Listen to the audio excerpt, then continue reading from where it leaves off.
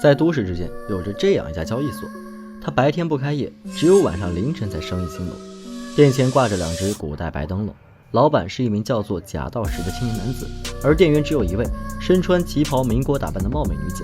知道她的叫做三姑。鬼为人生前的精气和念想构成，若人死时无怨无悔，没有牵挂，便无法形成鬼物。但若是人在死前有着极大的念想，再加上天时地利的话，就会化身为鬼。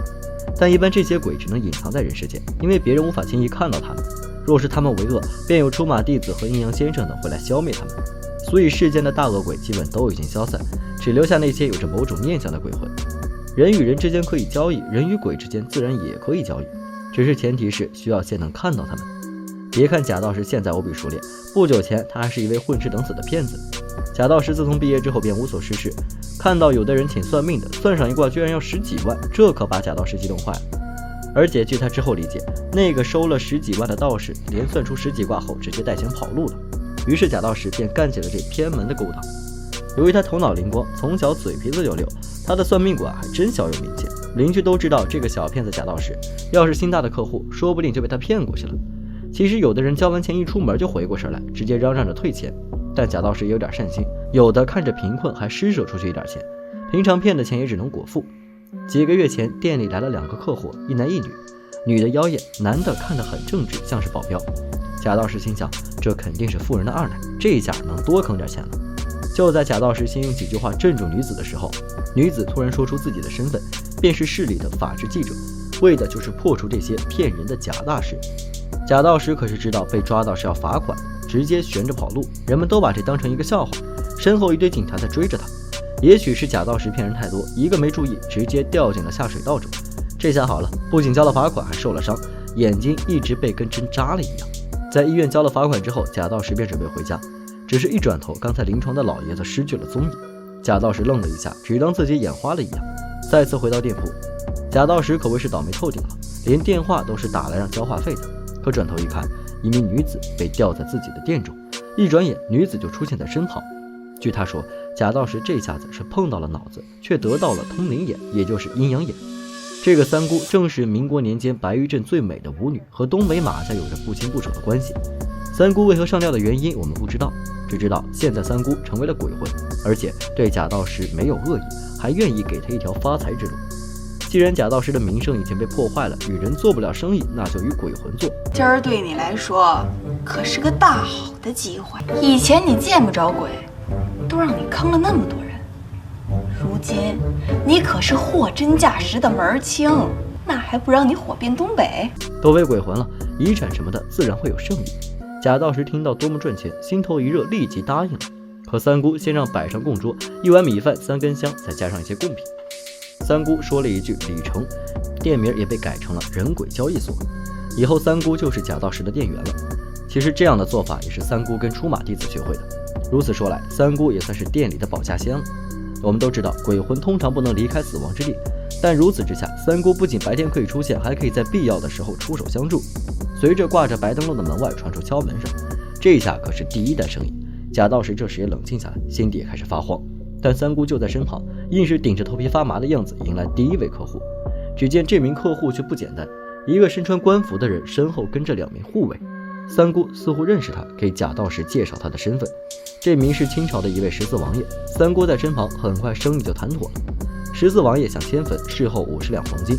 贾道时到人走了，头都有点懵，但听到黄金一下回过神来，又开始落意。迁个坟就给黄金，会不会有什么阴谋？他的心思瞒不过三姑，他想要黄金又担心小命的纠结样子，引得三姑哈哈大笑。也许知道对于贾道时来说，的确这2天变化有点大。三姑解释道：“我帮他挪个坟，他就给我那么多钱，50两金子，他也舍得。他有啥舍不得的？你会舍不得把冥币给别人吗？你个木鱼脑袋呀！要不怎么说这死人的钱比活人好赚呢？”想通的贾道时又开始发愁了。三姑帮不上忙，自己去挖尸体肯定不行。可是真是瞌睡送枕头，一直想发财，被他骗的马大钱来找他算命。马大钱可是贾道时的忠实粉丝，他问道：“大师，我究竟什么时候能发财？”贾道时眼带笑意地看着他：“那我啥时候能跟钱有缘呢？卡呢？这个呀，就叫缘分。有了人手，两人来到荒郊野岭的14王爷荒墓。马大贤的确是一个好手，贾道士在旁边全眼都是钱。三姑却突然出现提醒他，有伙公安马上上来了。来干啥？废话，当然是来抓你的呀。我又没犯事儿。你没犯事儿，那这坟是我挖的呀。那是人墓主人，让我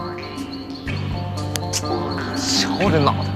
贾道士赶紧拉着马大贤躲到一旁，等了半天，马大贤出去查看情况回来。原来公安的目标是另一头山上的盗墓贼。事情进行得很顺利，贾道士抱起一大袋金子，马大贤背着骸骨，事情进行得很顺利。14爷高兴了，贾道士也发财了。在干几起买卖之后，两人可以说是鸟枪换炮，身上也是穿金戴银。马大贤找了几个小弟做事，贾道士开始发挥他的小机灵，什么鬼节的宣传、找事儿、迁坟、说财产，一条龙服务。也有的鬼居然是来相亲的，有的鬼托梦的话，贾道士直接1小时2000。有的鬼公布财产，贾道士也愿意帮，只不过需要收取1/4的手续费。甚至有外国客户登门，他们也想死后回到故乡。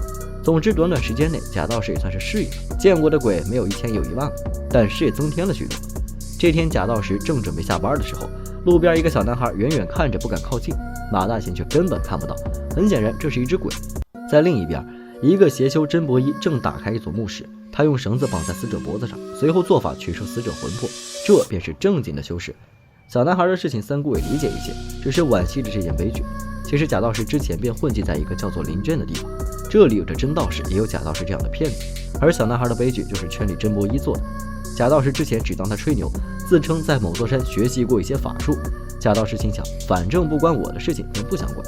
但三姑却反驳，原来小男孩的母亲又有了一个孩子，怀孕的时候找贾道士算过命，贾道士也不敢让他吃什么东西，就说让他集齐5位道士的符印，就能抱孩子平平安安。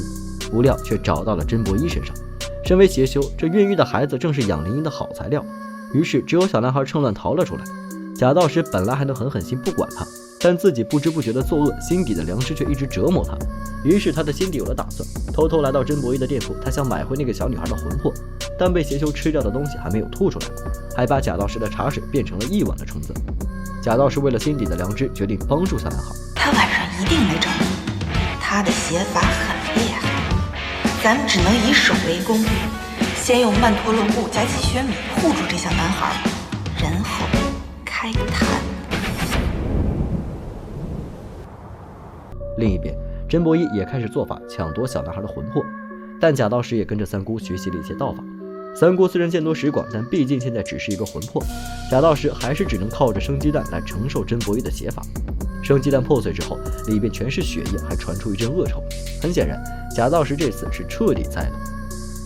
其实三姑也早就预料到，早早的叫来14爷，还有一些鬼魂来助阵。真伯衣打一个还行，现在一群鬼魂，他只有求饶的份。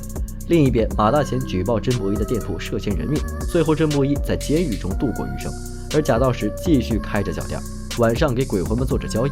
故事结束，和片名一样，人鬼交易所这样的设定充满着趣味。人和鬼之间的交易到底是如何呢？好了，今天的解说就到这里，喜欢的朋友可以点点关注，我们下次再见。